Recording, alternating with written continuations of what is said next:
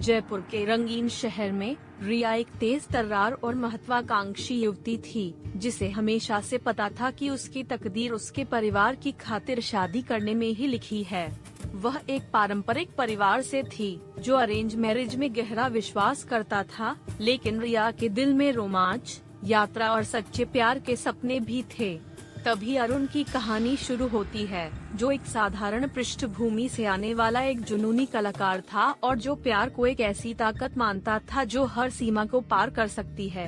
दोनों की मुलाकात एक दिन संयोग से एक स्थानीय पार्क में प्राचीन बरगद के पेड़ के नीचे हुई।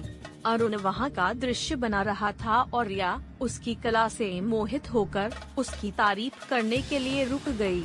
उन्हें पता नहीं था कि यह छोटी सी मुलाकात उनकी जिंदगियों को हमेशा के लिए बदल देगी। हालांकि दोनों में कई अंतर थे। रिया के परिवार की समृद्धि और पारंपरिक मूल्य और अरुण की बेपरवाह आत्मा, लेकिन उनके बीच एक अटूट जुड़ाव महसूस हुआ। वे धीरे धीरे एक दूसरे से प्यार करने लगे और छुप छुप कर बरगद के पेड़ के नीचे मिलने लगे, कहानियाँ साझा करते, सपने देखते। लेकिन उनके प्यार को विरोध का सामना करना पड़ा।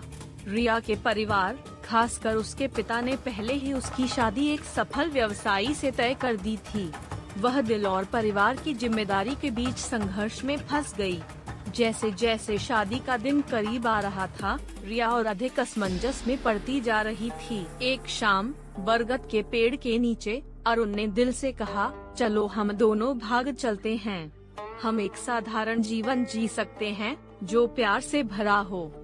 मुझे और कुछ नहीं चाहिए, बस तुम चाहिए। रिया का दिल तेजी से धड़कने लगा। वह उनसे गहरे प्यार करती थी, लेकिन अपने परिवार को छोड़ना उनके दिल तोड़ने के समान था। दिल और कर्तव्य के बीच बटी हुई रिया ने कहा, मुझे कुछ समय चाहिए। शादी का दिन आ गया। रिया दुल्हन के लिबास में सजी, अब तक तय नहीं कर पाई थी कि उसे क्या करना चाहिए। अपने कमरे में बैठी, उसका दिल उनकी ओर खींच रहा था, लेकिन उसका दिमाग परिवार को निराश करने से डर रहा था। अचानक उसका छोटा भाई, जो हमेशा उसके सबसे करीब रहा था, कमरे में आया। उसकी उलझन को भांपते हुए उसने कहा, रिया, मैंने उस दिन बरगद के पेड़ के नीचे अरुण को देखते हुए तुम्हारी नजरें देखी थीं। वही करो जो तुम्हें खुशी दे। ऐसा प्यार बार बार नहीं आता। नए साहस के साथ रिया ने अपना निर्णय ले लिया। वह बरगद के पेड़ की ओर दौड़ी, जहां अरुण उसका इंतजार कर रहा था। यह नहीं जानता था कि वह आएगी या नहीं।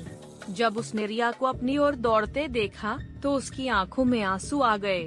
दोनों ने एक दूसरे को गले लगाया, यह जानते हुए कि अब वे मिलकर हर चुनौती का सामना कर सकते हैं।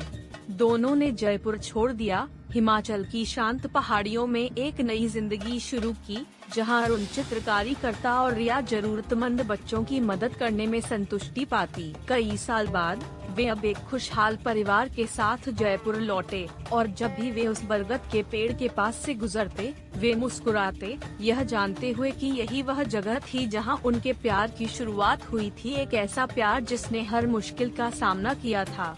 यह कहानी प्रेम, परंपरा और अपने दिल की आवाज सुनने की हिम्मत जैसे विषयों को दर्शाती है, और यह सब भारत के सुंदर परिदृश्य में रचा गया है।